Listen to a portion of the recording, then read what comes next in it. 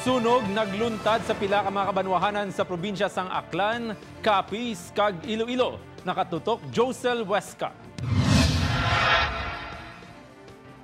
Kapin 30 hektaryas ang ginamon sa kalayo sa nagluntad na Grassfire sa barangay Tumatad, Tangalan, Aklan. Sa video nga kuha ni Darwin Tapayan, makita ang pagbulig sa mga pumuluyo upod ang bombero sa pagpalong sang kalayo. 3 ka fire truck ang nagresponde. Temprano nga ginpapauli ang mga estudyante sang Dumatad Elementary School. Ginakabalak nila nga kung hindi matapna, magalaton sa kaiping nga pamalay sa barangay proper. Kadaman sa ginlamon sang kalayo ang mga kakugnan. Ginadudahan nga posible ginhaboy nga upos ang sigarilyo ang gitunaan sang kalayo. Nagsugod ang Grassfire alas 12 sa auto kag nakontrol pasado alas 4 na sa hapon.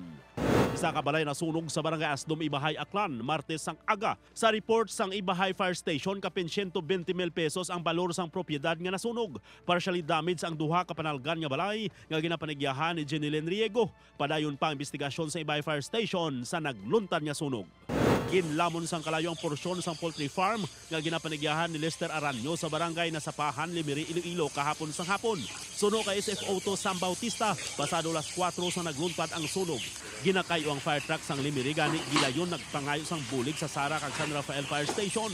Ginabanta masobra 100,000 pesos ang halit sang sunog kay nadala lamon sang kalayo ang bag-o lang ginload nga mga piso. Hindi pa matumod sang arson investigator ang kabangdanan sang sunog. Wildfire naman ang nagluntad sa barangay Igang, Jamindan, Capiz. Nagsugod ang paglamon sang kalayo pasado alas 6 Lunes ang gabi kag gindeklara nga fire out pasado alas 10 na sa gabi. Ginabanta ang kapin-anom hektaryas nga kagulangan ang ginlamon sang kalayo. Ginaestablisan pa sa Jamindan Fire Station ang kausa sang sunog. Josel Huesca, 1 Western Visayas.